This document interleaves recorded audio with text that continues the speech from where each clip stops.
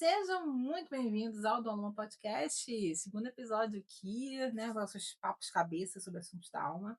E hoje a gente vai falar aqui sobre a tragédia de dar conta de tudo e todos. Eu sei que talvez isso soe um pouco dramático, mas é na verdade bem o que eu quero falar. Porque para mim, quem dá conta de tudo e todos provavelmente está negligenciando uma outra pessoa que é você mesmo. Já pensou nisso?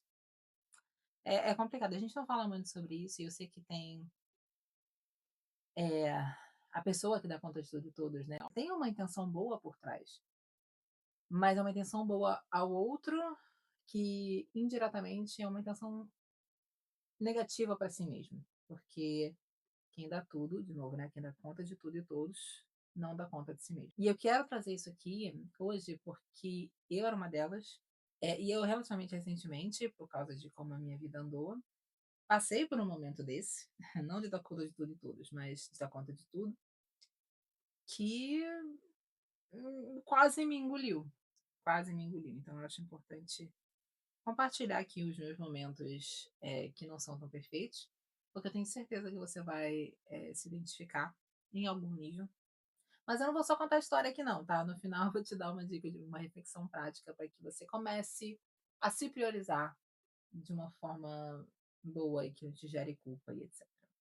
Eu acho que quando as pessoas, querem expressar, né: "Não, eu dou conta e tal", querem ser vistas como uma pessoa forte, né, que realmente dá conta da vida. Eu acho que a gente associa muito, uma imagem de guerreira, a essas, pessoas, essas mulheres, e de forma nenhuma eu estou dizendo que a garra delas não existe, tá, gente. Com certeza, essas pessoas têm uma garra gigante, porque elas realmente estão dando conta de todas as tarefas, de todos os afazeres, de todos os deveres de casa do filho, ou leva, e enfim, eh, a vida é difícil para as pessoas de uma forma diferente, então dar conta de tudo com certeza é uma demonstração de garra gigante. Mas isso não significa que não tenha algo ruim que venha com isso, que é um possível autoabandono, dependendo de como o equilíbrio na vida dessa pessoa está sendo usado. Na grande maioria das vezes, o equilíbrio não está ali. Eu há, quantos, 1 ano e meio? 1 ano e meio. Eu fiz muitas mudanças na minha vida ao mesmo tempo, algumas alinhadas com o que eu queria, algumas meio que tive que adaptar e eu achei que daria conta. E eu dei conta por alguns meses de tudo, estava tudo feito, estava tudo certo. Eu me mudei para uma cidade que eu achava que seria ok, em relação à distância para o meu trabalho. Spoiler, não foi. Não foi. Mas eu achei que eu dava conta.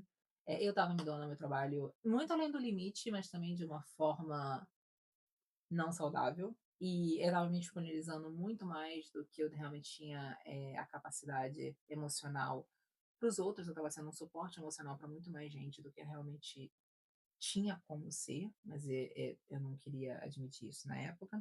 Então eu estava dizendo muitos sims para os outros, para o exterior, para o mundo, e muitos nãos para mim. Mas eu prossegui dando conta de tudo por uns bons meses e chegou a um ponto que eu implodi. Eu colapsei, eu não conseguia e eu tive que repaginar do zero tudo. A minha rotina, onde eu morava, o quanto eu estava dando de esforço no meu trabalho. No trabalho em si foi mais o como eu estava dando, porque as demandas são as mesmas, né, e os objetivos estão sendo atingidos da mesma forma, mas foi uma mudança de postura minha e de racionar o quanto eu estava me doando e como eu estava me doando. E esse momento de inclusão foi muito difícil para mim.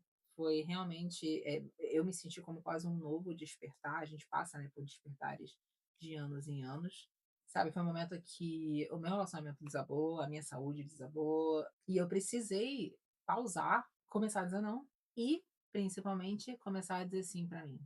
E eu sei que é muito fácil, às vezes, a gente e você provavelmente vai se identificar com isso, é dizer que você não está fazendo X, Y, Z para você, porque você está assim mesmo, porque por causa da sua rotina. E não tô dizendo que você não tá sem tempo, tá? Não tô dizendo que a sua rotina não é difícil. Eu tô dizendo que o real motivo não é esse. O real motivo é que você não diz sim pra si. Infelizmente, às vezes, pra gente dizer sim pra gente, a gente vai ter que dizer não para o outro. E isso pode gerar culpa, pode gerar um medo, um gatilho no medo de rejeição, e por aí vai. Tem muita coisa nessa questão do não que vem aí enraizado de crenças do passado, de feridas emocionais que não foram olhadas, e etc, etc, etc. Eu tenho um desafio só falando sobre isso, então assim, é um assunto muito profundo e muito importante que trava muitas partes das nossas vidas. Por exemplo, uma outra coisa muito atrelada ao não é não conseguir dizer só não. Você pode fazer isso? Não. Na grande maioria das vezes, vê se você já fez isso, você diz: "Então, não posso, porque o meu marido", aí você dá toda uma explicação para justificar o seu não, quando não precisa. Você tem o direito de dizer não, sem dar uma explicação gigante, sem dar satisfação. Eu sinto que quando a gente não consegue dizer não, ou quando a gente não consegue dizer um não só porque não, tem que dar toda essa explicação, é quase como você quer que a pessoa é muito mais importante para você que a pessoa não fique chateada do que você, estabeleça o seu limite. E isso nem é muito, racional, a gente faz, como eu falei, eh, geralmente engatilhado por uma ferida da rejeição, uma necessidade de ser amado, uma necessidade de pertencer, e isso não é nossa culpa, isso é algo que aconteceu na nossa vida e que essa trava ficou, que é o que eu chamo, né, da criança ferida. E quando essa criança ferida ainda toma decisões na sua fase adulta, a sua vida tende a ficar travada, a sua vida tende a seguir loopings, aqueles ciclos que nunca terminam, ou então você se mantém nessa posição, não quero falar empacada, mas é uma trava na vida. Você tenta andar, você às vezes até dá alguns passinhos, e é quase como se estivesse, caminhando numa montanha e aí alguém te joga água e você desliza de volta. Você fica nesse ciclo, né. E a questão do não, a questão dessa autossabotagem, essa questão de não dizer sim para si mesmo, é muito pautada nisso também. E o fazer para os outros em si, né, essa questão de se doar demais, essa questão de se estender demais, você vai viver para o mundo abandonando a si próprio. Isso é muito perigoso, porque os anos vão passar e você não vai construir a vida que você quer construir. E eu quero compartilhar aqui uma opinião pessoal, que viver em estresse crônico não é normal. Assim, claro que tem todos os estudos do estresse para o corpo e etc, que são, cientificamente comprovados, enfim, vocês têm a pesquisada de vocês aí. Eu não estou dizendo que a vida não vai ter estresse, eu não estou dizendo que você tem que ser Buda o tempo todo, ninguém é Buda o tempo todo, eu mando uns puta que pariu aqui toda hora, eu quando me estresso saio de perto, mas existe uma diferença entre se sentir estressado, porque a vida está trazendo coisas para você, e aí é um outro tipo de trabalho mental, manter esse estresse sob limite, mas não é normal que o seu estado interno seja estresse crônico. Eu conheço uma pessoa que ela pula facilmente. Você vai falar com ela e fulana, oi, a pessoa já está em hiperalerta, você nem falou nada com ela, a pessoa já está, o quê? O que foi? O que eu fiz? Já está nessa ansiedade. Isso não é normal. Isso tem que ser trabalhado. Então, se você se identificou, isso é algo para ser visto. Isso virou algo comum de ser visto e etc, mas isso não deveria ser algo visto como normal. Infelizmente, quando a gente vive nesse corre-corre interno, manda sua clareza por ralo, você não consegue pensar com calma, você não consegue, pensar com profundidade nas coisas, você se desconecta da sua intuição. Pra te ser sincera, quando isso acontecia comigo, eu nem lembrava do que eu comi ontem. "Mano, o que que você fez esse fim de semana?" Não faço a menor ideia. Foda-se o fim de semana, já passou. Mas quando você consegue reduzir essa velocidade interna, você consegue ter um pouco mais de paz, fica mais fácil você perceber quando você está no desequilíbrio. porque o seu normal vai ser a paz, e qualquer coisa fora disso é muito mais fácil de notar. Porém, paz interior não é um negócio que você vai pedir no iFood, né, você tem que ser criada, tem que ser trabalhada.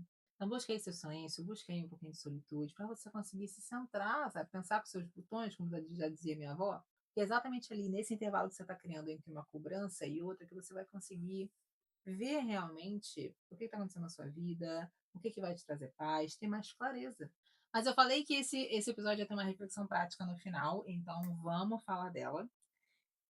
Eu quero que você pare agora, que você respire comigo, feche os olhos. Se você não puder fazer agora, faz depois, mas enfim, a intenção é que você faça dessa forma. Para, respira, fecha os olhos e se responda a essas perguntas. Qual foi a última vez que você tomou uma decisão pensando só em você, sem medo do que iam pensar?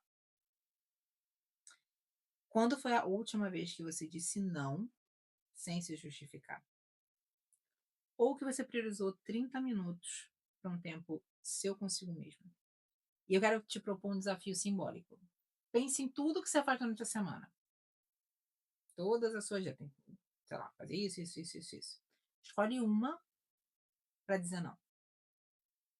Mas sem se justificar. Só diz não. Mas eu não quero que você pare por aí, não. Eu quero que você diga não e que você substitua esse tempinho que você usaria para fazer essa coisa para algo para você. Então, por exemplo, você talvez, sei lá, ajude o seu filho com o dever de casa todo dia. Você pode, por exemplo, na sexta-feira, pede para o seu parceiro, você pode ajudar ele com o dever de casa? Eu tenho que fazer um negócio para mim. Porque eu sei que tem tarefas que você não tem como que não sejam realizadas, né? Principalmente quando é relacionado a filhos. Mas esse é um exemplo simples. Então, ache algo dessa lista enorme de coisas que você faz toda semana para dizer não e dê nome para esse não. Esse não vai ser para eu ler um livro. Esse não vai ser para fazer minha skincare. Esse não vai ser para ficar em silêncio no meu quarto olhando pro teto. Não importa. Mas dê nome a esse não, honre um espacinho, um tempinho para você. E de pouco em pouco a gente evolui. E de pouco em pouco eu tenho certeza que você vai estar se priorizando um pouco mais do que você se prioriza agora. Eu espero que vocês tenham gostado desse episódio e até o próximo. Tchau!